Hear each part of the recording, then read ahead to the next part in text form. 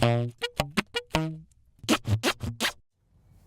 everybody, Derek Brown here with another Insider Sax episode. Today's episode I'm going to be talking about my most effective way to increase the speed of your tonguing, which is what a lot of us wish we could do. We wish we could tongue faster. And I believe most of us are going about this in the wrong way. We're doing it very inefficiently. Also, this episode could apply to any instrument that wants to be able to kind of articulate faster. So check this out. Now, before I begin, a little story to tell you how far I've come. Because I remember in high school coming out of a private lesson in tears, telling my parents I was going to quit playing the saxophone because I couldn't tongue this etude at 100 beats per minute, 16th notes, which isn't that fast. And yes, we all start from, a place of no skills, and we all have places to grow. But I thought that was like the end of my career, and now I'm doing things like, true triple tonguing, which I'll talk about in another future episode, which is pretty cool, so stay tuned for that. But it is possible to speed. Anybody can speed up their tongue, and anybody can do even single tonguing just very quickly. We just got to think about it in the right way and train for it in the right way. So what are most people doing wrong? Most people, yes, okay, so they're using a metronome, which is great, but most people set it at some fast tempo, and they try to just do it really fast, and they just do a long string of eighth notes until their tongue wears out, and then they try to go a little faster, and their tongue's already tired. And here's the deal. Our tongue is a muscle, and it needs to be trained like a muscle. So think of weight training or sprint training or endurance training. And the good news here is, I bet you can tongue faster than you think. However, you just can't do it very long. Just like a lot of us can, we can sprint fast for a few seconds, and then most of us, we just get so tired that we slow down. It's the same thing with the tongue. I bet most of you can tongue individual, like 3 tongues in a row pretty fast. It's just we can't do it slows down. So what we're mostly trying to train here is, it's kind of like endurance training with our tongue. We're going to start, instead of just going a string of 8 notes, we're going to start with very few tongues and do that for a while and just gradually increase the amount of tongues we're doing with lots of rest in between. And that's key. And that's like this analogy for weightlifting. You don't go to a gym, and if you want to get stronger, you don't just, okay, let's see, I'm going to do the bench press. Put a lot of weight on, and then you just bench press it until you just can't do it anymore. And then you put more weight on until you can't. And then more weight. No, that's not effective. It's not safe. It's just not going to work in the right way. What we do is we do a mixture of reps. We do like 8 presses, and then we rest. And then we do a second set of 8, and then we rest. And then we do a third set of 8, and then we rest. And then maybe the next day we put a little bit more weight on, and we do 8, and we rest. And we do 8, and we rest. Or the next day we do 10 reps, and then we rest. And then we do 10 reps, and then we rest. So a key thing is resting in between, even if it's just 4 seconds. That is way better than just going right into it. And slowly increasing the amount that we start with. So there are kind of 2 ways that I do this. There's kind of the slightly quicker way, and both of these ways are slow. But anything worthwhile doing takes a lot of time, and as you guys know, it's about doing this every day, even if it's a little bit. And over the weeks, months, and years, you will become a master at this. It's not about cramming this in. So it is a slow technique, but it's gonna work. So what I do is, I'll take a metronome, and I'll start at a relatively fast speed, something though that's manageable for me.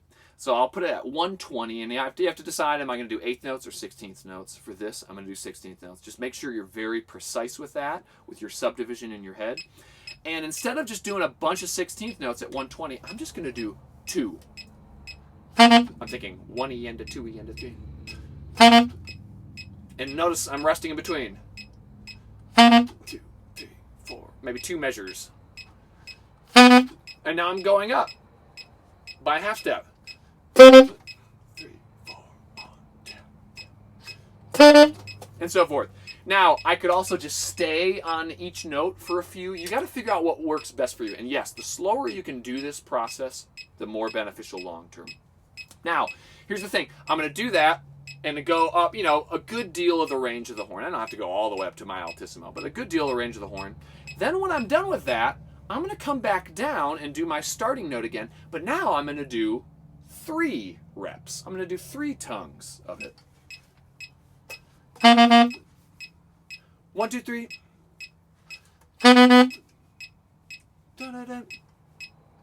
With lots of time for my tongue to get a little rest in between. And I'm going to go up, and once again, you could do this a lot slower, multiple times on each note. Get up to the top, come back down. Now I'm going to do 4 notes. 1, 2, 3, 4. 1, 2, 3, 4. And so forth. You get where I'm going. By the end, you know, maybe I get up to 8 notes. Maybe that's kind of a good point to reach. Or 9, so you can end on the downbeat. That's 9. You could do more. 1, 2, 3, 4, 5, 6, 7, 8, 9.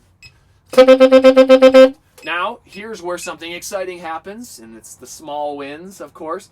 I've gone up the range of the horn now. I've gotten all the way through 8. Now I'm going to come back, and now I increase the speed. This is like I've been lifting, doing my reps every day, you know, with breaks and whatnot. Now it's finally time to put more weight on. So here, now this is, you got to go at the right tempo, right speed for you of increase. You don't want to go too fast, but you also don't want to go too slow necessarily if it's going to bore you. So maybe I'm going to go up 2 beats per minute. Or if I started slower, I could go up 3 beats per minute or 4. So now I have it at 122, and I'm going to start back at the beginning. 2 reps, just 2 tongues. Back on my C. Maybe I want to do multiple.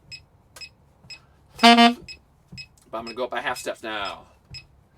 And so forth. When I get up to the top of the range, I come back down. Now I'm doing 3 again. You guys see how I'm doing this? And you can't wait too long in between. Be patient with these. Don't go.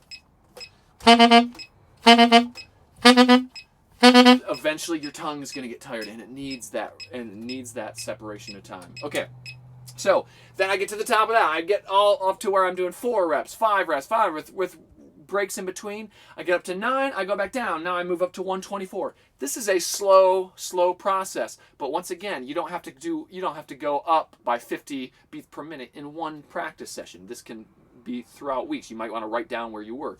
Now, the alternative to this, the other way of practicing this is just a slightly different. Let's say I stay at 120. I do 2. I get all the way to the top. I come back down. Now I speed it up to 122, but still doing 2. And I do that all the way, you know, up to 124, and then I do all the way up, all the horn, and I do 126, 120. Let's say I get to about where as fast as I can go on 2 beats per minute. Or doing 2 tongue notes. Maybe I can get up to 180.